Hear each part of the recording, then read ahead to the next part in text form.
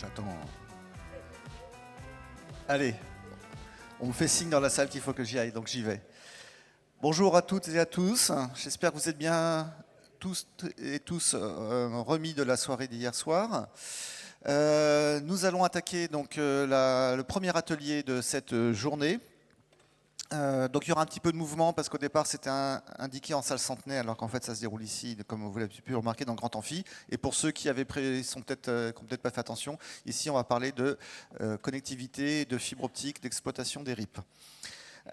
Donc je vais demander aux participants de la table ronde de bien vouloir me rejoindre. Donc Alain Lamy, vice-président de la SPL Bourgogne-Franche-Comté numérique, Arnaud Van Troyen, directeur général d'Altitude Infra, Marie Lamoureux, directrice de la branche fibre d'Axione, Jean-Germain Breton, président d'Orange Concession, Lionel Recorbet, directeur général de XP Fibre, et Cyril Gasque, président de Lumière, Lumière que vous connaissiez encore il y a un an sous le nom de TDF. Et la fibre.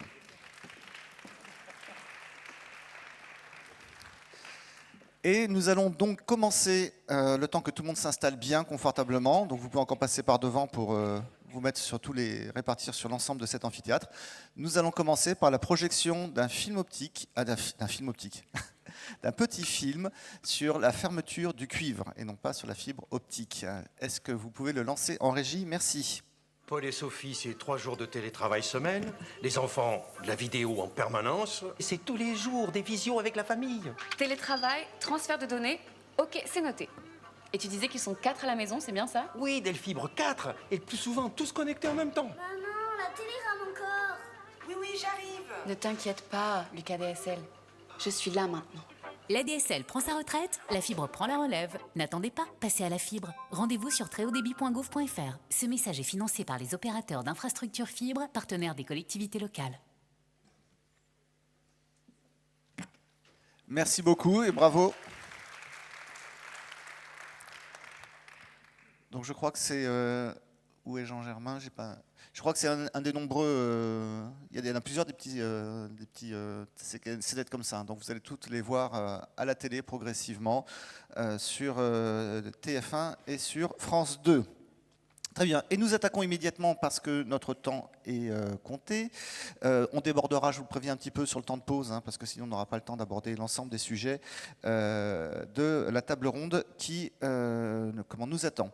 Donc merci à vous donc, encore une fois d'être là. Merci de manière plus générale à ce public très nombreux ici à Dijon pour ces 10e universités de la transformation numérique du territoire. Et donc nous allons parler de connectivité. Alors les réseaux fibre optique, les collectivités les ont construits pour durer. On ne construit pas juste comme ça le temps sur un coup de tête et on passe à autre chose. Et le fait est que lorsqu'elle est installée correctement, la fibre optique, correctement c'est dans les règles de l'art, les équipements techniques sont de bonne qualité. La fibre, elle ne vient pas de pays où elle est fabriquée dans des conditions complètement inadaptées. Même si elle est, comme je l'ai pu le voir, elle est bien logotée norme CE. Pareil pour les équipements. Donc si tout ça est bien fait, la fibre optique, c'est une technologie très durable. C'est une technologie qui en plus est adaptative, beaucoup plus que ne l'a été le cuivre, et qui est plutôt robuste. Donc on a tous les éléments pour que ça dure. Mais comme tout réseau, que ce soit des réseaux secs, des réseaux humides, des réseaux d'assainissement, etc., les réseaux sont soumis à des aléas climatiques, à des aléas de travaux, à tout un tas d'aléas. Et donc, il faut aussi les renforcer, il faut aussi les dévoyer. Dans certains cas, il faut les enfouir. Et il y a de plus en plus d'événements climatiques qui touchent à tous les réseaux. Et les réseaux de fibre optique n'y font pas exception. Et donc, ça nécessite de l'exploitation de qualité. Et on voit d'ores et déjà qu'on a vu par exemple avec les raccordements en mode stock que tout un tas de réseaux devaient être régulièrement refaits. Donc l'exploitation est vraiment essentielle pour maintenir en bon état ces réseaux de fibre optique. Donc durable, bien construit, ça ne veut pas dire qu'il n'y a rien à faire d'ici ces prochaines années. Mais pour exploiter, et c'est le sujet de notre table ronde, encore faut-il que les conditions économiques soient réunies pour permettre une exploitation de qualité et une exploitation qui elle-même soit durable, c'est-à-dire qu'elle puisse s'inscrire dans le temps. Et donc c'est de ça que nous allons voir avec donc les les intervenants, les 6 intervenants que j'ai présentés rapidement. Donc Alain Lamy, qui est le vice-président de la SPL Bourgogne-Franche-Comté numérique, qui réunit 6 départements de Bourgogne et de Franche-Comté. Jean-Germain Breton, le président d'Orange Concession. Cyril Gasque, président de Lumière. Marie Lamoureux, la directrice de la branche fibre d'Axione. Lionel Recorbet, directeur général de XP Fibre. Et donc Arnaud Van Troyen, directeur général d'Altitude Infra. Alors, on va faire 2 rounds de questions. On abordera les questions spécifiquement d'équilibre économique dans un deuxième temps. Mais d'abord, on va parler des sujets, des grains de sable qui restent pour ces 5 prochaines années. Et je vais m'adresser donc en premier à Alain Lamy. Je parlais tout à l'heure du mode stock qui touche beaucoup de réseaux. Enfin, si j'en crois donc l'observatoire ARCEP qui vient d'être publié il y a quelques jours, vous au moins vous êtes un élu heureux. C'est quelque chose que vous ne connaissez pas. Vous êtes au 16e rang sur plus de 120 réseaux sur toute la France en termes de qualité des réseaux. Vous avez seulement 0,08% de panne en moyenne. Donc tout va bien chez vous. Bonjour à tous, bonjour Ariel, merci pour cette introduction et puis merci de nous accueillir ici. Effectivement, on pourrait croire que tout va bien. Ça, effectivement, c'est une façon de dire, mais la réalité, je pense sincèrement que la réalité est tout autre et je pense qu'on est aussi tous d'accord. Le mode stock. Alors, le mode stock, on aurait pu penser effectivement que on allait en tirer beaucoup de positifs et effectivement, je pense que c'était le cas. C'était le cas au début du déploiement, avec une pénétration, je pense, rapide, et puis des opérateurs commerciaux qui avaient un petit peu le choix, entre guillemets, d'activer les prises comme ils voulaient. Ça, c'était le départ. Aujourd'hui, en vue du réseau, on s'aperçoit, et retour d'expérience de tous, je pense qu'on est quasiment tous d'accord, que le mode stock a beaucoup de points négatifs. Je peux rapidement les rappeler, des armoires techniques et des boîtiers de raccordement dégradés, bien évidemment. Des routes optiques non respectées. Voilà. D'où une grande incertitude de la cartographie. Je précise que la partie Détroit est un bien de retour.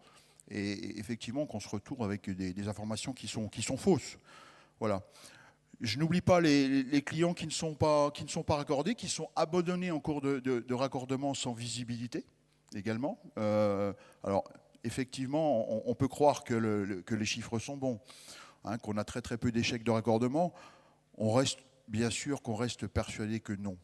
On reste persuadé qu'on en a beaucoup plus que ce qu'on veut nous faire croire, que beaucoup de commandes clients, de commandes usagers sont, entre guillemets, abandonnées, voilà, et ne rentrent pas, entre guillemets, dans les chiffres. Voilà.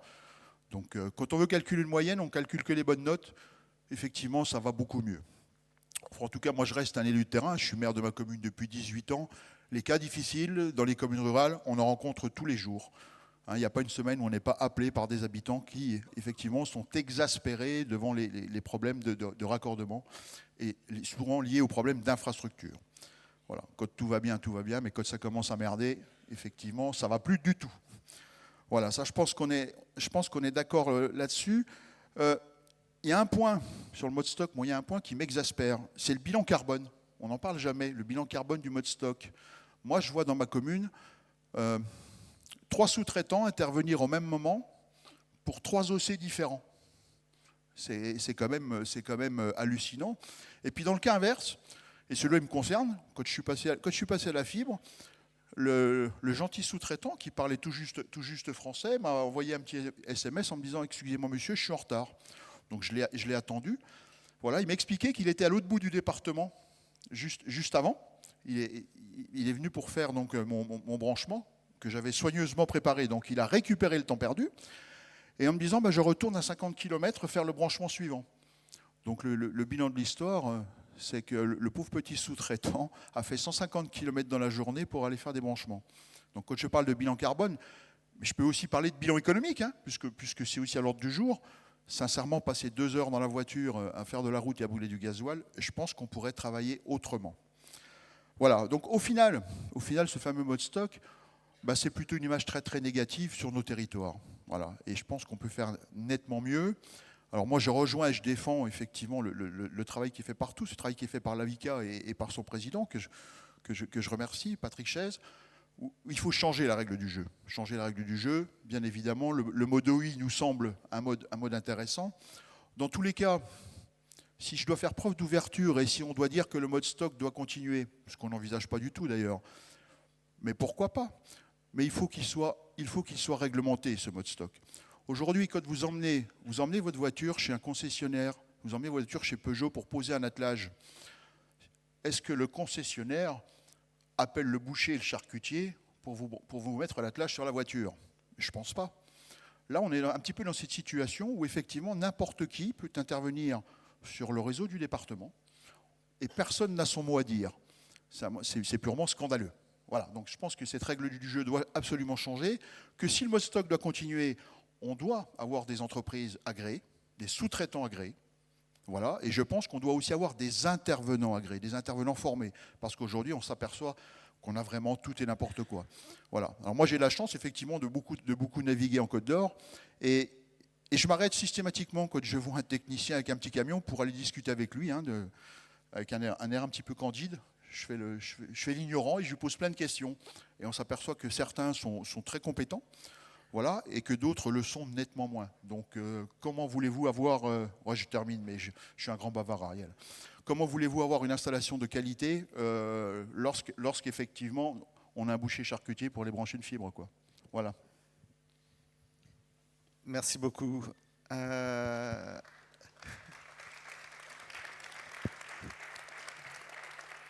Alors, Arnaud, on parlera tout à l'heure de l'équilibre d'exploitation. Mais en fait, pour qu'il y ait équilibre, la première chose à faire, il faut qu'il y ait des recettes déjà. Il faut travailler sur les recettes. Et donc, Altitude pousse depuis un moment les pré-raccordements. Certaines collectivités se sont d'ailleurs emparées de ce sujet. En quoi les pré-raccordements peuvent-ils être bénéfiques pour la commercialisation ? Bonjour.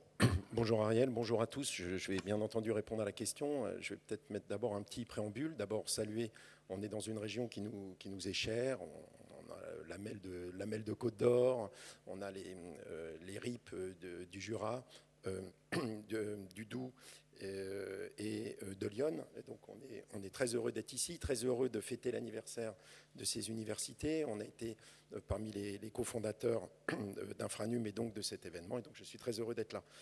Un petit préambule avant de parler des pré-raccordements. On est aujourd'hui effectivement dans un environnement où on a construit ces réseaux. Il y a eu tout l'engouement de départ, comme Alain le mentionnait tout à l'heure, des gens qui se sont tout de suite connectés à la fibre. On a eu de la mobilisation très forte des opérateurs commerciaux aussi, parce qu'ils étaient en capacité de se mobiliser industriellement dans la commercialisation. Aujourd'hui, on arrive dans de la commercialisation plus fine de la dentelle. Alors, il y a le sujet de la finalisation de la construction, mais il y a aussi le sujet de la commercialisation. C'est très important d'avoir une mobilisation de tous en amont de la fermeture du cuivre, on va en parler à plusieurs reprises, mais de tous les acteurs, à la fois des opérateurs commerciaux, des collectivités qui doivent participer avec nous à l'effort pour convaincre tout le monde de l'enjeu du passage à la fibre et du fait que la fibre devient la nouvelle épine dorsale des communications fixes sur les territoires. Et on doit donc, nous, y jouer pleinement notre rôle. Deuxième élément de contexte qui est important, c'est qu'aujourd'hui, on constate aussi un phénomène, c'est que les opérateurs commerciaux aujourd'hui ont basculé en majorité sur du churn. Hier, on a évoqué que la progression de la fibre continuait, mais ça se ralentit. Et aujourd'hui, moi, en tout cas, chez Altitude Infra, je constate qu'au cours des derniers mois, sur les 4 grands opérateurs commerciaux, la part du churn est devenue majoritaire pour 3 d'entre eux. Donc ça, c'est important parce que je ne conteste absolument pas le fait qu'on puisse changer d'opérateur ni le churn, mais aujourd'hui, c'est encore trop tôt d'abord par rapport à tout l'argent qui a été investi dans les réseaux. Deuxièmement, ça crée aussi, vu les modalités dans lesquelles c'est fait, ça crée aussi des perturbations dans le réseau. Et donc, nous, on doit continuer à se battre pour la commercialisation et apporter notre pierre. Et donc, dans ce cadre-là, le pré-raccordement à la demande, alors c'est très compliqué, on ne peut pas le généraliser comme ça. Nous, on ne cherche pas à faire quelque chose qui soit contre les démarches commerciales avec les opérateurs commerciaux, mais on cherche à accompagner, à aider. Dans certains cas, d'abord, ça donnera certainement plus confiance à certains sur la qualité des raccordements qui sont faits, ça contribuera à la pérennité des réseaux, et ça continuera à mobiliser donc attirer de nouveaux primo-raccordés sur les réseaux, ce qui participera à l'équilibre économique, du RIP. Alors, ce n'est pas une solution miracle, encore une fois, on est bien dans une démarche où il faut qu'on trouve la bonne articulation avec les opérateurs commerciaux. Il y a le mode stock. Vous savez que nous, on milite aussi pour des bascules vers le mode OI, mais bon, on voit bien que voilà, c'est compliqué et qu'il faut faire avec. Et donc, pour l'instant, on essaye de pousser les feux sur tout ce qu'on peut faire pour faire qu'il y ait moins d'échecs au raccordement, moins de bazar dans les armoires, et donc partout où on peut, mais avec une visibilité sur les commandes au bout, parce qu'il ne s'agit pas de faire des pré-raccordements de prise ancienne généralisés, parce que sinon l'équilibre économique il va être compliqué pour nous, mais en tout cas de mieux se coordonner dans les réunions, dans les démarchages commerciaux, pour dire on peut aussi vous aider à pré-raccorder pour que vous puissiez après vendre des abonnements plus facilement. Merci beaucoup Arnaud. Alors ce sujet commercialisation, donc c'est un sujet que vous connaissez bien, comme tous les OI côté lumière. Cyril, parce que vous, ça fait un moment que les déploiements, la complétude des déploiements, c'est derrière vous, et donc vous pouvez vous concentrer complètement sur ce sujet commercialisation. Comment ça avance? Qu'est-ce que vous voyez comme piste pour l'améliorer? Bonjour Ariel, bonjour tout le monde. Alors, petite introduction, et tu m'as aidé tout à l'heure. La dernière fois qu'on est venu à ce qui s'appelait l'UTHD, on s'appelait TDF Fibre, donc Lumière, on est sans doute le moins médiatique de l'ensemble des opérateurs d'infrastructures qui sont autour de cette table. Donc on est l'ancien TDF, on est l'ancienne activité fibre chez TDF, et on est devenu une entité complètement autonome avec de nouveaux actionnaires ambitieux. En 2 mots, Lumière, c'est 800 000 prises déployées sur 6 départements, des réseaux qui nous ont été confiés par les collectivités, 500 000 prises commercialisées, et une qualité de service reconnue qui est sanctionnée par les chiffres de l'ARCEP. Alors, tu l'as rappelé dans ta question, on est au bout du déploiement. En tout cas, on est au bout du déploiement sur le terrain. Il nous reste, toutes les prises ont été déployées, les plus simples, les plus compliquées, les moins chères, les plus chères. Donc, le déploiement sur l'ensemble du territoire, ce n'est pas une utopie, c'est quelque chose qui est tout à fait possible. Néanmoins, il nous reste une petite étape sur certains territoires. Il reste une étape de documentation de ces réseaux, et je dois dire que j'aimerais qu'on arrête de couper les cheveux en 4 sur cette documentation des réseaux. Parfois, on s'assoit autour de la table avec des gens qui connaissent très bien les réseaux et qui savent que dans le cahier des charges, il y a un certain nombre de documents qui sont demandés, mais dont tout le monde sait qu'ils sont inutiles. Donc j'encourage fortement à ce qu'on ne perde pas le sens de notre action et qu'on ait le courage de dire fin du déploiement et fin de la documentation de ce déploiement, dans la mesure où tous autour de la table, on va exploiter les réseaux pendant les 20 prochaines années. Maintenant, si on parle maintenant de commercialisation, on a 2 sujets d'attention. Un sujet sur les raccords complexes, et mon voisin vient de me dire qu'il en parlerait, mais il remettra une pièce dans le cochon un petit peu plus tard. Le deuxième sujet, c'est le sujet de la communication autour de l'arrêt du cuivre. Donc les raccords complexes, c'est un sujet irritant pour Lumière. On a des habitants qui voient le réseau qui passe au pied de leur immeuble, au pied de leur habitation, et qui ne peuvent pas se raccorder à la prise. On a des collectivités qui sont sous pression et qui nous demandent d'avancer sur les raccords complexes. Et pour autant, on a un coût que personne n'avait prévu dans le cadre des plans d'affaires qu'on avait fait il y a quelques années. Quand je dis personne, y compris l'opérateur historique qui connaît très bien son infrastructure. Alors, de notre côté, on traite le sujet en faisant les raccords complexes les plus urgents. Quand une collectivité nous dit qu'il faut raccorder une entreprise, on va faire ce raccord complexe par dérogation. On s'est mis d'accord avec l'ARCEP, en tout cas on a fait un modèle économique avec l'ARCEP qu'on a partagé avec l'ARCEP, et on pousse les négociations avec les OCEN. On aimerait vraiment que ces négociations aboutissent sur ce sujet qui est essentiel pour nous. Le deuxième sujet, c'est la communication autour de l'arrêt du cuivre. Je vois Ilham qui est au premier rang là-bas. Nous, on salue complètement l'initiative collective qu'on a prise sous l'impulsion d'Infranum et d'Ilham. Alors, il y a cette communication. on la trouve d'autant plus nécessaire que ce qu'on voit sur le terrain, dans le meilleur des cas, on voit peu d'inflexion du comportement des utilisateurs finaux à l'approche de l'arrêt du cuivre. Dans le meilleur des cas, on voit des gens qui attendent le dernier moment avant de basculer vers la fibre. Et il se trouve que j'ai travaillé longtemps chez TDF. On a eu, il y a quelques années, on a fait face à un changement comme celui-là, quand la TV est passée de l'analogique au numérique. Il y a une grande communication qui a été organisée au niveau national dans laquelle l'État a tenu une grande part. Ça a été un grand succès, ça a permis cette bascule plus rapide de la TV analogique vers la TV numérique. Donc on appelle à cette massification de la communication autour de l'arrêt du cuivre. Ce n'est pas seulement une question de commercialisation, c'est permettre à tous ceux qui ont aujourd'hui le cuivre de garder leur communication numérique demain. Merci. Merci Cyril. Alors Lionel, donc justement, alors, ce sujet est raccordement complexe, je suis étonné que ce soit encore sur la table parce que ça fait un moment qu'on en parle, ça fait un moment qu'on l'aborde, ça devrait être derrière nous. D'ailleurs, est-ce que c'est la même chose pour les raccordements des nouveaux logements ou c'est quelque chose qui est enfin derrière nous? Bonjour Ariel, bonjour à tous. Je vais remettre une pièce dans le cochon, comme tu dis, c'est important. Bah oui, on fait un clip pour pousser les gens à se raccorder à la fibre. C'est génial. Mais on va s'adresser à ceux qui n'ont pas encore basculé.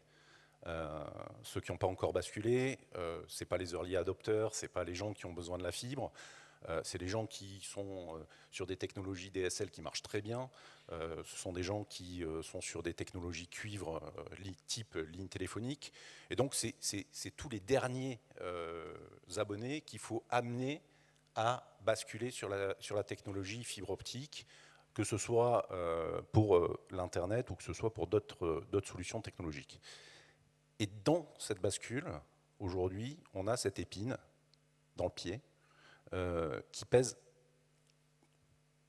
plusieurs dizaines, voire centaines de millions d'euros pour l'ensemble des opérateurs d'infrastructure. Aujourd'hui, quand on regarde le marché, on avait réfléchi. On s'était dit, il y a 3 ans, on s'était vu, je crois que c'était à Toulouse, on s'est dit, on va tous se réunir et on va faire une GESECO. Ça va tous nous sauver. Ben, ça n'a pas marché. Alors, on a un régulateur qui a dit, oh, c'est génial, je vais fixer les règles. Je vais dire, c'est les opérateurs d'infrastructure qui doivent réaliser. Alors que ce soit en zone RIP, en zone AMI, en zone très dense, peu importe la zone, ça concerne tout le monde. Donc c'est bien, d'un point de vue opérationnel, on sait qui fait. Il n'y a pas d'ambiguïté. L'opérateur d'infrastructure, il a pris la charge. Et donc l'ensemble des opérateurs d'infrastructure ont pris cette responsabilité opérationnelle de réaliser ces raccords complexes.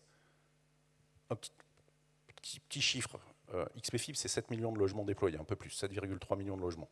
Si on dit qu'il y a 1% de raccords complexes, c'est 70 000 raccords complexes sur le périmètre XP-Fibre. Si on dit un raccord complexe, c'est 1 500 € à réaliser. Et encore, voilà, je vous vois sourire à côté de moi, mais bon, c'est 100 millions d'euros à investir. C'est 100 millions d'euros à investir. Et c'est à investir d'ici 2030, arrêt du cuivre. Donc si on veut vraiment basculer les gens sur la fibre, ce n'est pas jusqu'en 2050, ce n'est pas à l'horizon 40, 50 ans. Non, c'est d'ici à 2030, 100 millions d'euros. Donc aujourd'hui, le régulateur nous a mis la charge et la responsabilité de la réalisation. Mais en revanche, les financements, on les cherche toujours. Alors oui, il y avait une GESECO qui était prévue, qui avait été anticipée, sur laquelle on avait travaillé, un accord de place qui était presque trouvé, qui n'a pas abouti. C'était quelques centimes d'euros sur le GCBLO en termes d'augmentation qui nous permettaient de réaliser l'ensemble de ces raccords complexes. Il n'y a pas d'accord de place. Donc il va falloir trouver d'autres solutions. Mais effectivement, les raccords complexes, ce n'est qu'une partie des contraintes sur lesquelles on va être confronté dans les années à venir. Et dans les années à venir, ça ne s'arrête pas en 2030, c'est effectivement toute la densification, tous les logements neufs qui apparaissent. Depuis 2020, il n'y a plus d'adduction des IMO neufs. Ça non plus, ce n'était pas prévu dans nos economics. Et donc à partir de ce moment-là, dès lors qu'il y a une maison ou un bâtiment qui sort de terre, l'opérateur d'infrastructure, encore une fois, dans sa grande mansuétude, l'ARCEP a dit opérationnellement, il n'y a pas de doute, c'est l'opérateur d'infrastructure qui doit réaliser, mais derrière, on n'a pas encore trouvé les financements. Là aussi, quelques chiffres. Allez, en hypothèse, 100 000 logements ou 80 000 logements déployés sur le périmètre XP-Fibre par an. En moyenne, 4 logements par immeuble, parce qu'il y a beaucoup de pavillonnaires dans les zones rurales. On a les zones amies, donc on a un peu plus de densité, on a un peu plus de gros immeubles. Donc ça fait 20 000 nouveaux programmes à raccorder. 20 000 nouveaux programmes, en moyenne, 2 000 € de génie civil à créer hors droit du terrain, qui n'est pas financé par le particulier. Et encore, voilà, il va falloir. Hypothèse basse. Bon, normalement, la densification urbaine se fait en ville, à proximité des réseaux existants. Oui, mais vous avez de la voilà, zone, le vous avez de la particulier, zone AMI, on mais a la en zone AMI, raisonnement, on a- en raisonnement juste zone RIP peut-être quand même. Globalement, voilà, on va se dire, si c'est juste zone RIP, ce sera peut-être un peu plus cher, mais 2 000 €, 20 000 programmes, 2 000 €, 80 millions d'euros par an. Tous les ans. Tous les ans. Tous les ans. Et là, ça ne s'arrête pas en 2030. Là, ça va durer. Ça va durer. Jusqu'à la fin des DSP, ou au renouvellement, de toute façon, il continuera à avoir de la densification. Oui, c'est un vrai sujet. Donc, opérationnellement, on s'est tous structurés pour être prêts. On s'est tous structurés pour répondre à cet enjeu fondamental qui est d'apporter la fibre aux particuliers, aux entreprises. Et donc, on a tous mis les moyens industriels au service des abonnés, au service des entreprises pour pouvoir les raccorder. Mais derrière, aujourd'hui, la grande interrogation, c'est comment sont financés dans la durée tous ces investissements qui sont portés par les opérateurs d'infrastructures.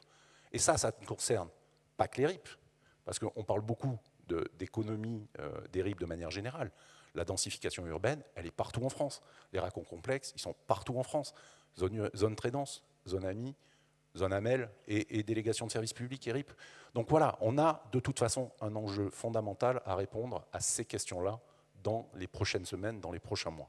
Ok, ben j'espère qu'on n'aura pas ce sujet-là. En tout cas, on pourra dire dans un an qu'on l'a trouvé à le résoudre depuis le temps qu'on en parle. Marie Lamoureux, comment Axione aborde la fermeture du cuivre et quel est l'impact de cette fermeture du cuivre sur la commercialisation de la fibre? Merci Ariel, bonjour à tous. Quand tu m'as parlé de tous les sujets que tu voulais aborder à la première question, je me suis dit que j'allais prendre la fermeture du cuivre, parce qu'en fait, avec la fermeture du cuivre, on peut parler de tout. La fermeture du cuivre, c'est une nécessité, mais c'est aussi l'obligation pour nous de traiter tous les sujets que depuis des années, on a mis sous le tapis, les raccords complexes, le mode stock, voilà, tous les sujets qui restent en suspens. C'est aussi la nécessité de traiter les cas unitaires. Vous en parliez tout à l'heure. On n'est plus dans la moyenne, on n'est plus dans la masse, on est dans chaque cas unitaire et nous, on le voit sur les RIP. Je vais vous donner un peu de concret sur la fermeture du cuivre, puisque Axione, on est l'opérateur d'infrastructure avec le plus de communes qui ont fermé suite au lot 1, donc en janvier de cette année. Pardon. Donc on a une centaine de communes qui ont fermé au moment du lot 1. Le premier constat, on en a parlé pas mal déjà lors des précédentes interventions, il n'y a rien d'automatique. Effectivement, les gens qui n'ont pas migré au moment de la fermeture commerciale qui intervient un an avant la fermeture technique, généralement, c'est des gens qu'il va falloir amener à la souscription. Donc il y a énormément d'efforts à faire. C'est pour ça qu'on a décidé tous ensemble d'investir dans le spot que vous avez vu précédemment. Et on espère que ça, c'est qu'une première étape et que derrière, le relais sera pris notamment par l'État pour réinvestir davantage dans d'autres communications, parce que ça, c'est vraiment essentiel pour amener les derniers particuliers à migrer sur la fibre optique. C'est une nécessité. Nous, on l'a vu sur nos territoires. On va chercher 10 jusqu'à 20 points de pénétration au moment de la fermeture du cuivre. Donc ça, c'est vraiment très important pour la viabilité, la pérennité économique des réseaux en fibre optique. Même si on a aussi observé en moyenne un taux de pénétration un peu décevant de notre côté sur le loin, puisqu'on est autour de 70% de pénétration, avec des disparités très fortes entre les territoires, puisqu'on a des territoires qui sont à 80% et des territoires autour de 55%. On espère que cette centaine de communes ne sera pas complètement représentative de ce qui va se passer jusqu'en 2030. Mais en tout cas, on a quand même des territoires où on va essayer d'aller pousser pour aller chercher plus que les 55% qu'on a obtenus au moment du lot 1. Tu l'as dit avant, je crois que c'est toi Arnaud, les OC aussi qui arrêtent à un moment donné de faire des efforts pour aller chercher des nouvelles prises. Donc ça, c'est vrai que la fermeture du cuivre, c'est une nécessité pour aller chercher ces prises que les OC malheureusement n'investissent plus. Je l'ai dit, c'est aussi la fermeture du cuivre, le moment de traiter tous les petits sujets qu'on a laissés de côté. Dans ces sujets qu'on a laissés de côté, il y a les étiquettes rouges d'orange. Alors ça semble un sujet, bon, déjà c'est pas un sujet très, très fun. Et puis c'est un sujet qui concerne au final assez peu de lignes à l'échelle de la France. Par contre c'est un sujet qu'il faut absolument traiter puisque nous on a énormément de prises gelées du fait de l'absence de solutions trouvées avec Orange. Donc ça, il faut vraiment, on appelle le régulateur à traiter ce sujet, puisque les négociations qu'on a pu avoir jusqu'ici, je pense qu'on on a tous la même position, une position partagée autour de cette table. Il faut vraiment qu'on trouve une solution avant la fermeture du lot 2 sur ce sujet-là, et qu'on renforce les procédures de contrôle de la qualité de service de l'opérateur d'infrastructures de génie civil, puisqu'aujourd'hui, la qualité n'est pas au rendez-vous, on le voit sur nos territoires. L'autre sujet qu'on aimerait traiter, c'est les expérimentations, je ne sais plus comment les appeler, mais ce qu'on appelle encore les expérimentations mode OI. Alors, il ne faut plus parler de mode OI, parce que ce mot devient un gros mot. Enfin, dès qu'on prononce le mode oui, tout le monde s'en va. Donc, moi, j'ai envie de parler de nouveaux process d'exploitation à la suite de la fermeture du cuivre. Tout le monde ne s'en va pas. Hein. Juste non, certains mais il y a des gros acteurs qui s'en vont. hyper rigides. Voilà. Malheureusement, pour faire des expérimentations, il faut avoir les OC avec nous. Et aujourd'hui, on le vit avec Altitude. On a beaucoup de mal à amener les opérateurs commerciaux à la table, et beaucoup de mal, je suis positive et optimiste. Donc pour nous, la fermeture du cuivre, ça doit être l'occasion de tester des nouveaux process, des nouveaux modes d'organisation. Demain, il y aura quasiment plus de raccordement, il y aura quasiment que du churn. Il faut que l'opérateur d'infrastructure ait les moyens de tester une reprise en main, et enfin voilà, qu'on puisse au moins faire des expérimentations, et que les opérateurs commerciaux soient ouverts à avancer dans cette perspective avec nous. Ça, c'est vraiment très important. Et là aussi, on a besoin de l'appui du régulateur.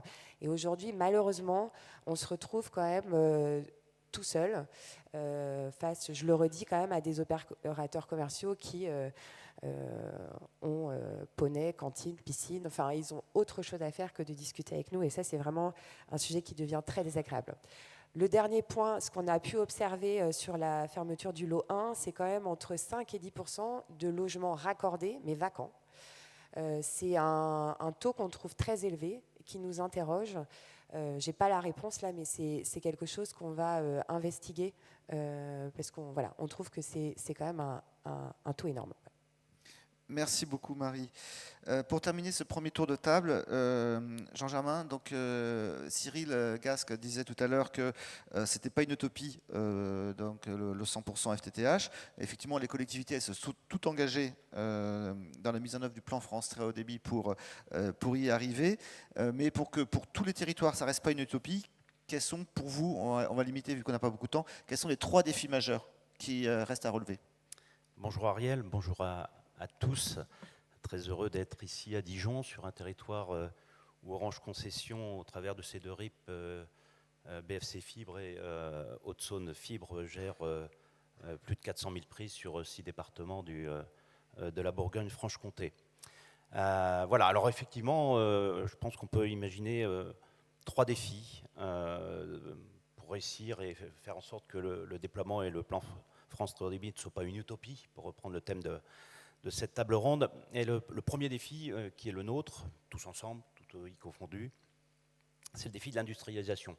Vous l'avez rappelé, on arrive au bout du déploiement grâce aux efforts combinés des opérateurs d'infrastructure et des collectivités locales. Il s'agit maintenant, on est dans une logique de full exploitation, il s'agit d'optimiser l'ensemble des processus pour faire en sorte, pour reprendre les termes de l'ARCEP dans sa consultation, d'être tous des opérateurs efficaces. Et ça, c'est extrêmement important. Et donc, au-delà de notre activité traditionnelle d'exploitant sur le SAV, la production, etc. Je vais insister sur 3-4 points qui me semblent extrêmement importants. Le premier point, Arnaud l'a évoqué, c'est la maîtrise du churn. On l'a évoqué un petit peu aussi avec Alain. Aujourd'hui, effectivement, on constate tous que le churn devient l'activité principale. On a de moins en moins de premières mises en service. Et donc, on a une obligation de maîtriser ce processus d'écrasement des lignes. C'est à la fois un sujet très opérationnel et aussi un sujet économique sur lequel on est conjointement engagé avec les OC pour réduire les inefficacités. Ça, c'est extrêmement important. Et il y a encore un peu de travail à faire sur ce domaine-là. Le deuxième domaine, c'est évidemment l'industrialisation de la vie de réseau. Je pense qu'il y a encore un certain nombre de travaux à faire pour bien fluidifier l'ensemble des process de dévoiement, d'enfouissement, et puis aussi de reconstruction de réseau. On le voit bien au travers des aléas climatiques. On a de plus en plus, ici ou là, on a vu l'incendie dans l'Aude, à maîtriser ce processus de reconstruction, y compris pour des enjeux financiers, de maîtriser les coûts pour pouvoir bénéficier de cette solidarité financière des OC qui ont signé des contrats commerciaux et qui peuvent être cofinanceurs et donc participer à cet effort de reconstruction au travers de nos contrats. Troisième point qui me paraît important aussi, sur lesquels on a encore peut-être un travail à faire, c'est tout le travail autour de la densification. C'est extrêmement important, tout ce raccordement à la fibre des logements neufs. Je pense qu'on peut aller encore plus loin, notamment en faisant en sorte que la viabilisation des terrains inclut la fibre. Je pense qu'au niveau administratif, on pourrait gagner encore en efficacité sur ce domaine-là. Nous, on se réjouit qu'avec la SPL, on ait imaginé un processus innovant. Je vois Henri Bénigne, qui nous a permis d'imaginer ensuite notre offre Mon Domicile Fibré et d'avoir une offre structurée pour les raccordements à la fibre des logements neufs. Donc ça, c'est le premier défi, l'industrialisation, et c'est extrêmement important. On a encore un peu de travail pour être en vitesse de croisière sur ce domaine-là. Deuxième enjeu, deuxième défi, c'est bien entendu le défi de la qualité. On va être tous des opérateurs d'infrastructures essentielles. On sera bientôt les seuls réseaux à opérer sur le territoire. Et donc, ça nous donne une responsabilité supplémentaire, une obligation supplémentaire de proposer, de maîtriser et de mettre à disposition de l'ensemble de nos clients des réseaux robustes et résilients dans le temps et des réseaux de qualité qui satisfont nos clients et les clients finaux. Pour ça, je vois quatre points. Alors ça commence effectivement, ça a commencé la qualité dès la conception, la construction, le choix des partenaires, le choix des matériaux. Bon, ça c'est derrière nous, mais on voit bien que ça a un impact essentiel. Et quand les réseaux étaient bien construits à l'origine, derrière, on a un gage de qualité dans la durée. Ça passe par la qualité de l'exploitation. Il y a encore du travail à faire, même si les résultats du baromètre de l'ARCEP, la présidente l'a rappelé hier, sont en amélioration. Il ne faut pas se laisser reposer sur nos lauriers. Il faut continuer à travailler, il faut continuer à investir. La qualité du SI, c'est important, avoir des données fiables, disponibles. Je rejoins ce que disait Alain Lamier. On a encore un peu de travail à faire pour faire en sorte que nos SI soient exhaustifs et complets. Et puis, bien sûr, travailler sur la robustesse en long terme. Et c'est tout le travail autour de la résilience, des audits de fragilité, etc. Et moi, j'ai un petit point d'attention quand même sur le fait de ne pas avoir autant de schémas de résilience que de RIP avec des expériences. Je pense qu'on gagnerait à partager une méthode, des analyses, des processus, etc. Et je pense qu'on gagnerait en efficacité. Dernier point. Il y a eu un gros travail fait quand même par la Banque des Territoires et relayé aussi tout à fait. par non, mais Infranu, on voit par bien. l'ADICA. Voilà. Ce travail va venir, mais il y a aussi des sujets qui sont propres à chaque territoire, donc tout n'est pas transposable. Les risques des départements du Sud ne sont pas les mêmes que ceux des départements du Nord, donc il faut quand même... voilà.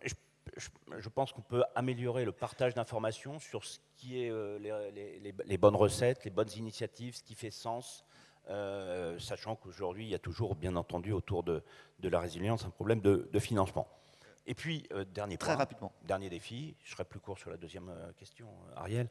Dernier défi, la commercialisation. Bien entendu, Cyril l'a rappelé, c'est le nerf de la guerre. On a construit ensemble des réseaux pour qu'ils soient accessibles, utiles, utilisés, comme disaient certaines collectivités.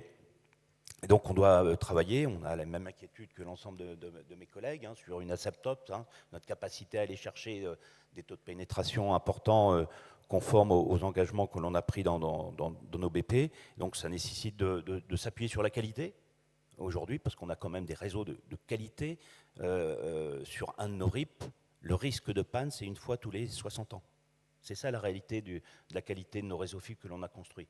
Donc il faut s'appuyer sur cette qualité-là. Il faut accélérer la commercialisation pour se mettre à l'abri de la concurrence technologique qui arrive. Donc plus on déploiera vite, moins on sera exposé à cette concurrence technologique satellite, mobile. Ça, c'est extrêmement important. Donc il faut continuer, réussir, utiliser toutes les opportunités. Bien sûr, l'opportunité de la fermeture du cuivre, accompagner tous les raccordements complexes. Effectivement, c'est un point extrêmement important. Aborder tout le sujet de la fibre entreprise. Ça, il faut l'accélérer, sinon on va avoir des difficultés à la bascule. Et puis enfin, et ça, c'est quelque chose qu'on n'arrive pas à faire avec les OC, trouver une forme d'offre pour les résidences secondaires qui nous permettront davantage de fibrer les résidences secondaires, parce que là aussi, on a un déficit de taux de pénétration, parce qu'aujourd'hui, on fibre que 15 à 20% des résidences secondaires, et donc on a un travail à faire pour trouver une offre qui nous permet d'accélérer ou de mobiliser davantage les propriétaires de résidences secondaires à se raccorder à la fibre. Voilà les quelques défis. Ça revient souvent, sachant que des telles offres existaient quand même sur la DSL. Je ne sais pas s'il y avait un tarif différent de la DSL selon ces offres résidences secondaires ou pas. On va aborder tout de suite, sans plus attendre, parce qu'on a déjà débordé la première partie, sur l'équilibre économique des RIP, du coup. Je vais m'adresser en premier à Lionel. Vous avez déjà évoqué donc, les problèmes de comment on fait pour financer tel et tel, surtout les raccordements complexes et les raccordements des nouveaux logements. Donc ce sujet de la péréquation revient très régulièrement. Pour vous, quels sont les risques en fait d'une non-péréquation, d'une absence de péréquation? Alors, c'est une très, très bonne question, mais avant tout, je voudrais remercier l'ARCEP d'avoir lancé cette consultation publique autour de l'équilibre économique. Parce que ça va nous permettre de rationaliser et de mettre en avant justement les différents équilibres qu'on peut avoir en fonction des territoires. Et il est clair qu'aujourd'hui, ce que va montrer de toute façon cette consultation, c'est qu'on a des territoires sur le territoire national qui sont extrêmement hétérogènes. Extrêmement hétérogène parce que voilà, il y a des technologies de déploiement historique du cuivre qui ont été déployées, il y a des linéaires de fibres qui sont différents, il y a de la densité de population totalement différente, il y a des résidences secondaires dans certaines zones qui sont plus importantes que d'autres, et donc on va avoir forcément à l'échelle de chaque territoire et de chaque opérateur d'infrastructure au sens société de projet, pour ne pas rentrer dans la technique, mais de chaque société de projet, des résultats qui vont être extrêmement hétérogènes sur le territoire national. Et quand on rajoute la zone AMI, quand on rajoute les zones AML, on va avoir voilà, tous ces paramètres et tous ces facteurs qui vont rentrer en considération. Maintenant, c'est un sujet qui est presque politique. Est-ce qu'on veut un FTTH des villes et un FTTH des champs? C'est une expression que j'utilisais il y a déjà quelques années, mais globalement, est-ce qu'on veut une dépéréquation des tarifs? Parce que l'exercice qu'on va faire au travers de cette analyse et de cette étude va nous amener techniquement à avoir une dépéréquation des coûts. Et donc, si on s'en tient stricto sensus aux résultats, on va avoir des sociétés de projet et donc des territoires qui vont avoir un point d'équilibre qui va être à X et d'autres à Y. Et le X et le delta entre X et Y, il risque d'être très conséquent. Et donc l'enjeu derrière, c'est quel impact peut avoir une dépéréquation?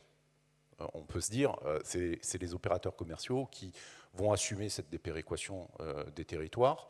Chaque OI va dire, moi je vends à tel prix sur tel territoire, tel prix sur tel territoire, et tel prix sur tel territoire. Et derrière, on va avoir des OC qui vont amortir, qui vont dire, bon, finalement, le prix moyen de vente, il est à 35 €, je ferai un peu plus de marge à droite, un peu moins à gauche, et je vais continuer à vendre ça. Mais est-ce que c'est réellement réaliste d'avoir ce type de solution? Est-ce que les opérateurs commerciaux ne vont pas faire des arbitrages à un moment donné? Est-ce que dans un territoire où on va vendre à 8 ou 9 € la ligne FTTH, la zone un peu dense où il a beaucoup de clients, il va y aller. Puis les zones rurales où on lui a imposé quelque part un New Deal mobile à déployer des antennes 5G ou 4G un peu partout, il ne va pas se dire, comme il y a très peu d'habitants et que j'ai de la capa en spectre mobile, je vais pousser la 5G fixe. Tous les acteurs sont en train de lancer des box 5G fixes. Et donc, est-ce que ces clients-là, au final, qui coûtent cher ou qui, en rationalité, d'un point de vue mobile, c'est 100% de marge d'EBITDA, pour être très clair, puisque l'antenne est déployée et il n'y a pas de coût supplémentaire, ces clients un peu isolés, où j'ai du spectre disponible, je vais les basculer en 5G fixe. Et donc, est-ce qu'à un moment donné, rentrer dans le jeu de la dépéréquation, ne va pas créer pour les territoires des risques encore plus importants. Parce que derrière, ça veut dire que la pénétration de ce dit territoire va être inférieure à celle qui est prévue. Pour rééquilibrer, on va augmenter les prix, et donc on va inciter encore plus l'opérateur et les opérateurs d'infrastructure à augmenter leurs prix. Et on va se retrouver, comme ce qui se passait à l'époque du DSL, des groupages partiels, des groupages total ou option 3, avec un plus 5 € en ruralité. Est-ce que politiquement, aujourd'hui, on a envie d'avoir cette dépéréquation? Est-ce que politiquement, aujourd'hui, les Français sont prêts à accepter de payer plus cher parce qu'ils habitent en ruralité? C'est une question avant tout qui est philosophique et politique. Parce que techniquement parlant encore, nous on a les moyens, on va avoir les outils de se dire, aujourd'hui, voilà, on sait que tel territoire, il faut tel prix d'équilibre ou pas. Et donc, voilà. Après, on a des sociétés et des opérateurs d'infrastructures qui sont généralement titulaires de plusieurs réseaux d'initiatives publiques, qui ont eux aussi cette capacité à faire cette péréquation. Et donc, est-ce qu'on fait une péréquation à l'échelle de l'OI? Est-ce qu'on fait une péréquation à l'échelle nationale? Est-ce qu'on fait une péréquation à l'échelle de ce qu'on appelle un opérateur efficace, quelque part, donc de l'OI, ou pas? Et donc, ça aussi, c'est toutes ces questions-là auxquelles on va devoir répondre dans les prochaines semaines, dans les prochains mois, dans les prochaines années, parce que l'enjeu fondamental, c'est qu'est-ce qu'on veut apporter comme solution de prix aux concitoyens. Je pense que ces propos vont parler à beaucoup d'élus, y compris certainement tout de suite à ma gauche. Jean Germain, donc, je disais en introduction que les collectivités, quand on construit des réseaux optiques, c'est pour durer. Et pour être pérenne, il faut vraiment que l'exploitation suive. Et donc, très rapidement, quels sont les enjeux de cette pérennité pour Orange Concessions? Bien, alors je crois, et ça rejoint un peu les propos de Lionel, je pense que l'objet des travaux qui s'engagent avec l'ARCEP sur l'économie des RIP, il est essentiel, il était attendu, et il y a beaucoup d'enjeux derrière cette consultation. Et nous, notre enjeu, c'est quelque part de mettre fin à cette incapacité collective à faire des ajustements raisonnables de nos tarifs. Et ça, aujourd'hui, c'est un vrai handicap, et à pouvoir, je dirais, s'entendre avec l'ensemble des opérateurs commerciaux dans un cadre établi. Voilà. Et on ne peut pas uniquement renvoyer à la négociation commerciale. J'ai entendu hier les débats entre, là, il nous faut un cadre qui limite les interprétations et qui nous permet de manière plus fluide de faire évoluer nos tarifs et de manière, bien entendu, raisonnable et justifiée. Et donc, pour moi, derrière cette consultation qui est essentielle pour assurer la pérennité de nos réseaux et des RIP, il y a 3-4 points d'attention que je voudrais partager avec vous ce matin. Le premier point d'attention, c'est le fait de ne pas remettre en cause le passé. La présidente de l'ARCEP l'a rappelé effectivement que les règles, le cadre qui a été établi en 2015 et qui prévoyait bien un partage de risques entre les OC et les OI et la capacité à ajuster les tarifs selon les volumes effectivement commercialisés. Et vous voyez que je fais allusion à la réserve, et donc on a un point d'attention sur le fait que la réserve ne peut pas être quelque chose de figé, mais quelque chose qui doit être potentiellement évolutif dans le temps, et c'est notre premier point d'attention par rapport à ce point-là pour pouvoir aborder le sujet. Donc il faut sortir du fait que cette réserve, elle est gravée dans le marbre et elle ne puisse pas être évolutive. C'est mon premier point d'attention. Deuxième point d'attention, bien entendu, il porte sur la péréquation et sans doute la nécessité de revisiter la péréquation des tarifs de gros. C'est un vrai enjeu, c'est un vrai atout. C'est une vraie avancée en France d'avoir des tarifs de gros péréqués qui permettent d'avoir des tarifs de détail identiques sur tout le territoire, qu'on habite l'Auxois, Blaise-y-Bas, le Val-de-Saône, etc. On paye le même prix à Internet que Paris dans le 8e arrondissement. Il faut, de mon point de vue, préserver cet acquis, cet atout, mais en même temps, il faut revisiter cette péréquation et consolider cet édifice à tous les étages, parce que cette péréquation, elle est dans le GCBLO, elle est dans les tarifs d'accès, elle est même au niveau des FAI, dans les tarifs de collecte. Et ça, c'est un point extrêmement important. Troisième point aussi, par rapport à cette consultation, je pense qu'il faut davantage aussi parler de la qualité. La qualité, elle n'a pas de prix, mais elle a un coût. Et je pense que dans les analyses, on doit davantage, dans les équations et dans cette consultation, aborder la notion de qualité si on veut maintenir dans de bonnes conditions opérationnelles, comme le rappelle l'ARCEP dans sa consultation, ce niveau de qualité. Et puis, dernier point, c'est le fait de maintenir un cadre, une régulation, et nous, ça nous paraît extrêmement important. Je pense que c'est grâce à ce cadre, à cette régulation, qu'on a su travailler tous ensemble de manière assez harmonieuse sur l'ensemble des territoires. Et donc, nous, on sera très attentifs à avoir un cadre assez clair, qui préserve les avantages et les intérêts de l'ensemble des acteurs de la chaîne, de l'écosystème, mais en même temps qui laisse et qui limite les interprétations qui aujourd'hui génèrent beaucoup de blocages dans les relations qu'on a avec certains opérateurs commerciaux et qui, pour certains d'entre nous et pour beaucoup d'entre nous, sont aujourd'hui problématiques. Oui, il y a beaucoup effectivement d'interprétations, donc merci. Il y a beaucoup d'interprétations sur ce sujet de l'augmentation des tarifs pour pallier à l'augmentation des coûts. Et dans les détracteurs, évidemment, on voit de qui on parle. Hein. Dans les détracteurs, ils disent souvent oui, mais tout ça, de toute façon, c'est pour enrichir les OI et rien d'autre. Alors, comment on pourrait être certain que l'augmentation tarifaire, ce ne soit pas un moyen pour les OI de s'enrichir à bon compte? Cette question, Arnaud, vous acceptez de la prendre? Oui, alors je la prends parce que c'est effectivement une petite musique qu'on entend. Moi, qui m'énerve profondément, parce que le sujet, ça nous concerne tous. Hein. Le sujet, ce que l'on demande, c'est couvrir des coûts qui sont exogènes, couvrir nos coûts et des coûts exogènes.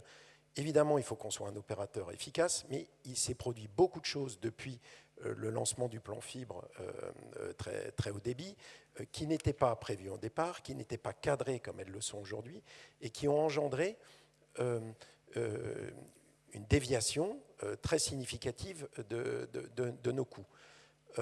Je vais d'abord je vais revenir sur le mode stock. Le mode stock n'existait pas. Le mode stock s'est accompagné, on l'a dit, on ne va pas passer des heures dessus, s'est accompagné de beaucoup de dysfonctionnements dans les réseaux qui ont engendré de nouvelles réglementations, des obligations d'audit, des obligations de reprise. Tout ça, ce sont des coûts que les opérateurs d'infrastructures supportent en grande partie. Il y a certes des obligations de reprise de malfaçon et autres par les opérateurs commerciaux, mais ça ne couvre pas tous les coûts. Et en plus, se mettre d'accord sur ce qu'il y a à reprendre, les malfaçons, qui est responsable, etc., c'est une histoire complexe. Donc, déjà, il y a ce sujet des coûts liés au mode stock. On a dit tout à l'heure aussi les multiplications des churns. Là aussi, il y a moins d'interventions sur une grande partie du réseau, mais dans les armoires, en ce moment, ça met aussi beaucoup de bazar qu'il faut pouvoir reprendre, et on n'a pas prévu dans les modèles de départ. J'essaye de limiter l'ampleur mais on n'a pas prévu dans les modèles de départ de devoir refaire le réseau 10 fois dans la durée de la concession. Ce n'est pas possible. Donc, ça, c'est le deuxième sujet. Le troisième sujet, c'est qu'évidemment, les aléas géopolitiques, les aléas climatiques et autres, il y en avait déjà au moment où on a mis le modèle en place, mais ça s'accélère, ça s'est fortement accéléré. Il y a eu des phénomènes inflationnistes, il y a eu les phénomènes climatiques. On est l'opérateur là, cet été, on l'a vu de façon dramatique dans l'Aude, on est l'opérateur de la zone RIP. Il faut reconstruire autrement, ça va multiplier les projets de reprise de réseau, d'enfouissement, de réflexion autour d'enfouissement beaucoup plus importants. Bref, tout ça a des coûts. Alors, il y a cette consulte. On est très mobilisé auprès de l'ARCEP. La présidente le rappelait hier, on fait partie des opérateurs qui, bien en amont de la consultation, avons échangé avec l'ARCEP pour mettre tout ce qu'on pouvait comme données sur la table pour leur permettre de se faire une opinion. On a été aussi fortement aidés et encouragés par nos délégants à le faire, à mettre tout sur la table pour expliquer, justifier cette progression des coûts. Donc on est très favorable évidemment au processus en cours de la consultation, qui est absolument majeur. Il faut que ça arrive à des conclusions rapidement parce qu'il faut qu'on enclenche ce sujet concrètement dans les tout prochains mois. Et ce travail avec le régulateur, on a confiance que ça va permettre de créer un modèle qui va, comme on le soulignait tout à l'heure, d'aider à objectiver ces coûts et à montrer qu'il n'y a pas d'enrichissement. Moi, à partir du moment où je cherche juste à couvrir mes coûts, où est la notion d'enrichissement ? On n'en est pas là du tout. Simplement, pour terminer, je rappelle, nous, on cherche simplement à délivrer, ça va devenir le nouveau service universel fixe. On doit avoir des réseaux. On doit avoir des réseaux qui tiennent, qui sont pérennes dans le temps, sur lesquels on va avoir un intérêt économique aussi à les entretenir dans le temps, parce qu'on voit bien les vieilles infrastructures françaises qui ont fait la gloire du passé, le ferroviaire, nos hôpitaux, toutes ces choses-là. Quand on arrête d'investir dedans, on se retrouve derrière à avoir de très très gros problèmes pour remettre les choses à niveau. Donc il faut le faire dans la durée, dès le départ, avoir le bon modèle pour l'intérêt général. Et à la fin, je rappelle que ce sont des réseaux qui reviennent à la collectivité publique. Donc évidemment, il faut que ces réseaux soient bien entretenus dans le cadre d'un modèle économique équilibré. Voilà. Je crois que ça parle beaucoup à mon voisin de gauche. Mais on abordera tout à l'heure. D'abord, je voudrais finir le tour des opérateurs d'infrastructure. Marie Laboureux, quelle est votre première lecture de cette consultation ARCEP dont il est beaucoup question ? Alors, déjà, je voudrais revenir sur la question que tu as posée à Arnaud. Moi aussi, ça m'énerve. Ça m'énerve, et quand je lis... je voulais commencer par un propos positif sur la consultation et je vais commencer par un propos négatif. Quand je lis le titre de la consultation de l'ARCEP sur le maintien en conditions opérationnelles des RIP, ça m'énerve. Parce que pour moi, ce n'est pas ça le sujet. En fait, aujourd'hui, c'est quoi la situation ? On a tous le même tarif, autour de 5 € par mois. On a tous le même tarif et on a des coûts, et ça, c'est pas moi qui le dis, c'est issu des modèles de coûts de l'ARCEP, qui donne des fourchettes, alors pour la construction, mais de coûts sur la zone AMI et sur la zone RIP. Sur la zone RIP, on est x2, x3 en construction. On sait que les OPEX, c'est un pourcentage des CAPEX. L'ARCEP l'écrit d'ailleurs dans les lignes directrices de 2015. C'est écrit noir sur blanc par le régulateur. Voilà. Et après, quand j'entends ça, est-ce qu'on s'interroge sur est-ce que les OC s'enrichissent sur le dos du reste du secteur ? Ben non. Et pourquoi ? Enfin, je veux dire, on l'a vu, et Infranum avait fait une communication sur le sujet, l'ARPU des opérateurs fixes a augmenté, sur le marché de détail. Je veux dire, à un moment donné, il n'est pas illégitime que nous, on mette sur la table le niveau de rémunération aussi de la couche de gros. Voilà. Bon, désolé. Et donc la consultation, du coup. Je referme la parenthèse. Sinon, merci beaucoup, l'ARCEP n'est pas là, mais merci beaucoup au travail qui a été fait. Je rejoins ce que tu as dit, Lionel, c'est un gros travail. Vraiment, nous, on a découvert la consultation, on s'est dit, ça fait des années qu'on discute avec l'ARCEP et on trouve vraiment que le document qui a été mis sur la table est très complet, très intéressant. Donc on s'en félicite, même s'il y a beaucoup de travail encore à faire d'ici au 10 octobre. Merci de nous avoir laissé 2 mois et demi, dont le mois d'août.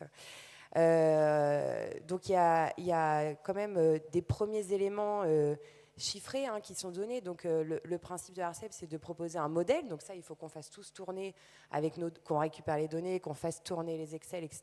Donc ça va prendre encore un petit peu de temps. Mais ils nous ont quand même donné des petites idées de fourchette de coûts. Donc nous, on a fait l'addition. Bon, c'est pas grand-chose.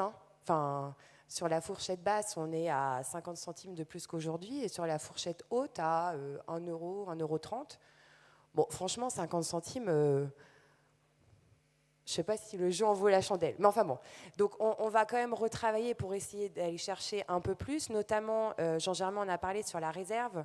La réserve, donc c'est une partie des 5 € qui sert à rémunérer le capital, l'investissement qui est mis dans les réseaux, et le fait que les réseaux ne se remplissent pas à T0, évidemment, il faut un petit peu de temps.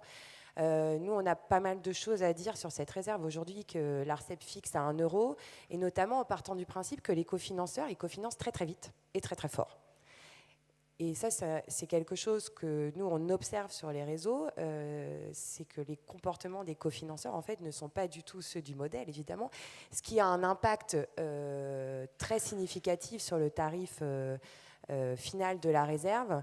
Et donc, on aimerait effectivement que ce sujet soit entendu par le régulateur, puisque ce comportement des cofinanceurs, aujourd'hui, nous met souvent dans des situations très précaires, puisqu'on a des sociétés de projet en fait, qui fonctionnent chacune séparément des autres. Et le fait de ne pas toucher les cofinancements à temps peut nous mettre effectivement dans des situations de cash assez limites. Voilà, je suis assez cash, mais ça nous met effectivement dans des situations très compliquées. Et le deuxième point que je voulais quand même porter à votre attention de manière assez liminaire sur la consultation, c'est que les raccords complexes ne sont pas traités. Et ça, pour nous, c'est quand même une très très grande déception depuis le temps qu'on en parle. Tout à l'heure, tu as cité la GESECO qui a été un échec parce qu'effectivement, les opérateurs commerciaux ne voulaient pas mettre 70 centimes de plus par mois par abonné. Dans la consultation, ce sujet est complètement mis à côté. Nous, c'est un sujet sur lequel on a déjà investi 10 millions d'euros. Donc effectivement, il faut qu'on trouve des solutions. Et ça fera partie, je pense, des messages qu'on portera à l'attention de l'ARCEP. Je voulais quand même évoquer la suite. Là, donc, oui, je me dépêche. La présidente a dit hier négociation. Bon, ça fait 2 ans qu'on négocie avec les opérateurs commerciaux. Des fois, on négocie parce que le contrat nous permet de faire évoluer des choses, par exemple BLO. Même ça, en fait, tu dis interprétation, moi je dis mauvaise foi. Mais enfin, donc, on a des sujets comme ça, on passe des heures en réunion à échanger sur des modèles, des trucs, ils sont d'accord, après ils sont plus d'accord. C'est horrible. Je voudrais quand même rappeler, nous sommes en monopole, mais le pouvoir de marché n'est pas chez nous. Okay, donc on a en face de nous des mastodontes avec qui c'est quand même très compliqué de discuter. Et puis on a des contrats qu'on a signés il y a 10 ans, à une période, je le rappelle, où aucun opérateur commercial ne voulait venir sur les réseaux d'initiative publique. Donc ces contrats, ils sont complètement à l'avantage des opérateurs commerciaux. Nous n'avons aucune prévisibilité, je le disais tout à l'heure par rapport aux cofinanceurs, sur ce que les cofinanceurs vont choisir de faire. Est-ce qu'ils vont déclencher une tranche supplémentaire? Ils devraient nous payer les enfouissements, les dévoiements. Ils ne nous payent pas les enfouissements, les dévoiements. Ils ne nous payent pas les sinistres. Aujourd'hui, on est dans une situation contractuelle complètement déséquilibrée. Et je termine là-dessus. On ne voit pas, nous, comment la négociation pourra permettre d'avancer sur ces sujets. Et on appelle vraiment le régulateur à une modification du cadre réglementaire, puisqu'il y a quand même une possibilité d'évolution dans nos contrats. C'est en cas de modification, notamment des lignes directrices de 2015. Donc j'espère que le régulateur ira jusqu'au bout et modifiera ces lignes directrices si c'est nécessaire. En tant qu'animateur de cette table ronde, je ne commenterai pas ça, mais je pense que Patrick Chaise abordera ce point avec Ilham tout à l'heure. Cyril Gasque, j'ai posé pratiquement la même question. Quelles sont vos attentes s'agissant de cette consultation donc ARCEP et de l'économie des RIP de manière générale? D'accord. Alors, je passe en dernier. C'est un avantage pour toi parce que beaucoup de choses ont été dites, donc je vais être très très court. Et je vais piocher un petit peu dans les interventions des uns et des autres. D'abord, grande satisfaction de notre côté que cette consultation a été lancée par l'ARCEP. Tu ne voulais pas commencer par quelque chose de positif, Marie, je vais le faire. Il faut saluer cette initiative qui va dans le bon sens. Deuxième sujet, on parlait tout à l'heure de péréquation. Il y a une véritable péréquation nationale sur le tarif de construction. Là, ce qu'on demande, c'est une péréquation sur l'exploitation. Il faut se le dire, les coûts d'exploitation en zone RIP ne sont pas les mêmes qu'en zone AM2I. Il y en a certains qui voudraient contester cet état de fait. Il y a des choses très tangibles qui montrent que les coûts sont très différents, les longueurs de ligne, nos longueurs de ligne, mais les longueurs de ligne d'Enedis, qui donnent une incidentologie beaucoup plus forte. On le voit, nous, la différence entre nos réseaux en zone urbaine et nos réseaux en zone non dense. On a une incidentologie plus forte chez Enedis. On a évidemment une proportion d'aériens qui est plus grande, et puis on a des interventions unitaires qui sont plus coûteuses. Donc c'est des choses très tangibles que tout le monde peut comprendre. il a une nécessité de rétablir la péréquation sur les coûts d'exploitation. Troisième sujet, et je répète par rapport à d'autres, nous, chez Lumière, on partagera nos coûts de façon transparente dans le cadre de cette consultation. On souhaite qu'il y ait une base objective qui soit mise en place, hein, et qu'on arrive à quelque chose de solide. Et c'est le dernier point qui me semble être le plus important. Jean-Germain, tu l'as rappelé, Marie, tu l'as rappelé, je crois que tout le monde l'a rappelé. On salue énormément le travail de l'ARCEP, mais il faut qu'on arrive à un discours et à un message très clair à la fin de l'ARCEP. S'il n'y a pas de message clair, vous avez entamé des négociations avec les opérateurs commerciaux depuis plus longtemps que nous. Nous, ça fait quelques mois, mais quelques mois, c'est long. Hein. On a parfois des modèles très pertinents qui ont été établis, tamponnés par l'ARCEP. Il faut aller jusqu'au bout de cette démarche, sinon on est reparti pour un tour à tous s'épuiser, à avoir des négociations qui tendent le marché et qui ne nous permettent pas d'arriver à terme, de pérenniser les réseaux avec de la qualité sur la zone RIP. Voilà, je voulais être très court, Ariel, pour te laisser terminer. Merci beaucoup. Alors, c'est pas moi qui vais terminer, même si je conclurai tout à l'heure cette table ronde. C'est Alain Lamy. Alain, nous venons d'entendre les 5 opérateurs d'infrastructure aborder ce sujet de l'équilibre économique des RIP. On comprend que ce soit bien leur sujet. Est-ce que c'est aussi celui, finalement, des collectivités délégantes où chacun doit laisser l'OI se débrouiller avec cette problématique ? Alors, je crois que cette problématique est une chienlit collective. Et je pense que nous sommes effectivement tous concernés. Enfin, moi, je suis quelqu'un de très pragmatique et quelque part, j'hallucine un petit peu.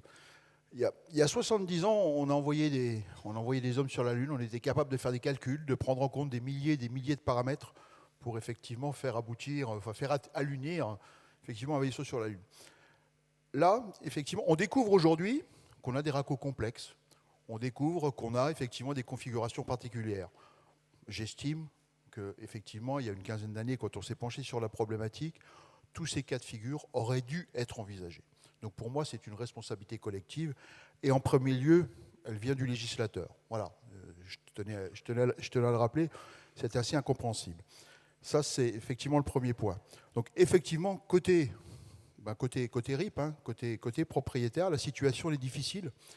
La situation, elle est précaire et je pense qu'elle va continuer à l'être. Je pense que si on reste comme ça, le bateau va continuer à s'enfoncer, bien évidemment. On a des sujets de fond sur lesquels on doit travailler. C'était dit notamment par Arnaud tout à l'heure sur la résilience des réseaux. Là, on a un travail important à faire, hein, sur cette résilience des réseaux. L'arrêt du cuivre. L'arrêt du cuivre va aussi être un facteur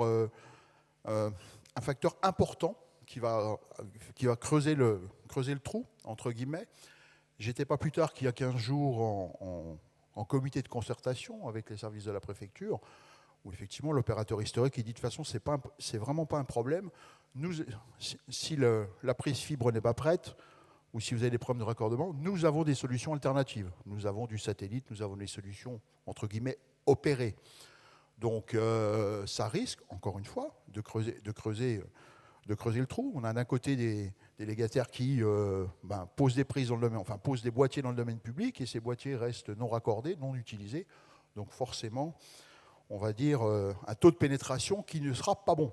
Voilà. Donc pour clore, pour moi, effectivement, il est urgent d'agir. Il est urgent d'agir collectivement. Je pense que le législateur doit s'emparer avec plus de rapidité, plus de célérité de la problématique, hein, parce que je pense que ça boucle depuis des mois et des mois. Je pense qu'il faut taper du poing sur la table, il faut réagir, il faut réorganiser tout ça, voilà, pour revoir les conditions économiques de nos contrats. Ça, je pense que si on ne le fait pas, on n'arrivera pas au bout. Et également revoir aussi le contenu de nos contrats. Hein. Moi, je suis élu depuis 4 ans. Voilà, quand j'ai découvert notre contrat de délégation, je ne vous cache pas que j'ai halluciné. Hein. Moi, je suis dans les télécoms depuis 25 ans. J'ai vu les imprécisions, j'ai vu les trous dans la raquette. Je pense qu'il est urgent aussi de travailler de manière beaucoup plus sérieuse, beaucoup plus professionnelle que ce que j'ai vu jusqu'à présent. Voilà, je ne citerai personne parce que c'est une responsabilité collective, encore une fois. Voilà ce que je tenais à dire, Ariel. On pourrait en parler encore pendant des heures, je crois. On mais pourra en parler. mais il y a apéro après. On termine. Non. On a jusqu'à encore 5-6 minutes, donc on pourra donner chacun le mot de conclusion. Donc la préoccupation aussi de la collectivité d'Élégante, qui revient très souvent, c'est par rapport à ce sujet exploitation, et ça a été abordé par certains OI autour de cette table. C'est aussi dans quel état on va récupérer le réseau in fine. Ah ben là, il y a une grande préoccupation, effectivement. On arrivera en bout de délégation si rien n'est fait. On est sûr qu'on récupérera un réseau dans un piteux état. Qu'est-ce qu'on en fait alors ? Il va falloir retrousser les manches et puis trouver des solutions. Enfin, on a quelques solutions pour obliger les acteurs à faire des vérifications et à nous rendre, on va dire, un réseau en bonne et due forme, quoi. On a une grande incertitude, effectivement, quant aux précisions des informations qu'on pourrait nous transmettre, bien évidemment. Et là, il y a un grand travail de fond à faire. Très bien. Merci beaucoup, Alain. On a commencé avec quelques minutes de retard du fait du petit film. Très rapidement, j'ai commencé par Jean Germain, puis on va dérouler comme ça. Un petit mot de conclusion ou de réaction par rapport à tout ce qui vient d'être dit. Très rapidement chacun. 1 minute. Non, juste pour dire qu'au travers de cette table ronde, on voit bien qu'on a des enjeux communs, qu'il faut qu'on puisse, dans les prochaines semaines, travailler pour faire de cette consultation un levier important qui définit un cadre qui nous permette d'envisager une équation économique pérenne qui va garantir la possibilité, la faculté de continuer à investir dans nos réseaux pour les collectivités, pour le compte des faillites. Donc c'est important d'avoir un cadre clair qui définit, qui nous permet d'être serein sur l'équilibre économique de nos RIP et donc pouvoir continuer à investir et assurer la qualité. Voilà le message. Mais effectivement, c'est une consultation extrêmement importante qui va définir le cadre des 10 prochaines années, ou en tout cas jusqu'à la fermeture du cuivre. Donc on va être très attentif à défendre effectivement un certain nombre de points et à faire en sorte qu'il y a des sujets qui ont été bien intégrés dans la consultation, mais il y a aussi quelques sujets qui sont esquivés. Donc on sera attentif aussi à faire en sorte que cette consultation aborde l'ensemble des sujets qui doivent être abordés. Il y a un point notamment dans la consultation publique, et je te rejoins, il y a plein de spécificités qu'il faut prendre en considération. C'est que l'ARCEP aujourd'hui raisonne sur des infrastructures qui sont des biens propres. Et notamment par rapport au réseau d'initiative publique, elle omet un point qui est extrêmement structurant, c'est que ce sont des biens de retour avec des amortissements à caducité. Et quand on fait aujourd'hui typiquement un IMO neuf, s'il n'y a pas d'accord entre le délégataire, la collectivité, sur une potentielle VNC par rapport à ça, on biaise totalement le calcul dans l'équilibre économique. Et ça, c'est quelque chose de très important, parce que ça va aussi impliquer une responsabilisation des collectivités territoriales autour de ça par rapport à leurs contrats publics. Parce que effectivement, les durées d'amortissement de certains biens, quand ils sont investis, s'il n'y a pas un accord avec la collectivité territoriale, ça va complètement fausser le calcul, alors qu'une infrastructure GC typiquement qui va être déployée, elle va être amortie sur 35-40 ans dans un calcul en zone AMI par exemple. Et donc tous ces aspects-là sont des petits biais à bien considérer dans la consultation publique, parce qu'ils peuvent avoir un impact extrêmement fort dans l'équilibre économique. Marie ? Moi, pour finir, je voudrais, il n'y en a plus trop dans la salle, mais je voudrais appeler à plus d'État et plus de pouvoir public. On a un cadre en France qui a très bien fonctionné, mais qui est très très complexe. Quand on le regarde d'ailleurs en Europe, les gens ne comprennent pas ce qu'on a fait. Il y a 3 zones. Sur certaines zones, il y a de l'argent public, sur d'autres, il n'y en a pas. Il y a 5 opérateurs d'infrastructure, 6, plus certaines régies, etc. On a réussi à faire un truc qui fonctionne. C'est quand même ultra complexe. Pourquoi ça fonctionne ? Parce qu'on avait un État très investi et un régulateur très très fort. Et là, en fait, on a l'impression, enfin jusqu'à la consultation publique, mais qu'il y a un crayon qui s'est levé. Quand on va parler à l'État, Bon, franchement, les télécoms, c'est plus très intéressant. Enfin, c'est fini, quoi. C'est ça, les voilà. télécoms des réseaux. Bon, le régulateur s'y remet, c'est super. Moi, j'ai juste envie de dire, là, on a besoin de vous. La place de marché, ça ne fonctionnera pas. Les rapports de force sont trop différents. Donc voilà, j'en appelle à plus d'État et un régulateur qui doit rester très fort. Merci beaucoup. Cyril, peut-être un mot de conclusion? Tu n'es pas obligé. Si tu veux. Très rapidement, j'imagine que quand on est dans la salle ou quand nous, on nous entend, on entend une tonalité qui est assez alarmiste. Hein. C'est ce qu'on entend autour de cette table.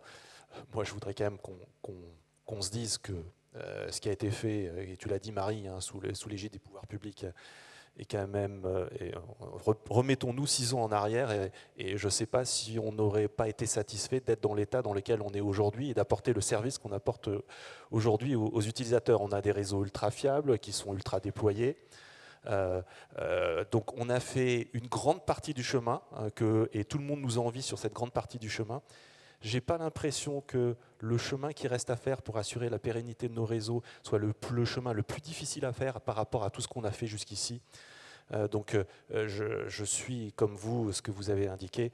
Ce qui me semble être important, c'est qu'on a un certain nombre de sujets très connus qui traînent depuis un certain temps.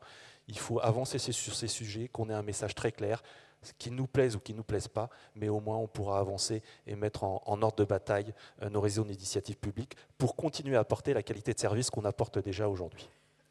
Merci Cyril. Arnaud? Oui, juste un mot, je souscris à ce qui a été dit, aussi aux commentaires que Marie notamment vient de faire. C'est quand même des modèles qu'on nous envie, hein. C'est complexe, mais on voit à l'étranger, on nous envie beaucoup ce qui a été fait. Je veux dire, la partie, cette vision au départ d'État, de volonté d'avoir ça partout sur le territoire pour tous, et c'est là où maintenant il faut être à la hauteur de cette ambition d'origine. Et c'est pour ça que la consultation, c'est très bien. Maintenant, il va falloir voir l'après-consultation. Donc déjà, moi, je ne sais pas comment l'ARCEP va restituer ses travaux.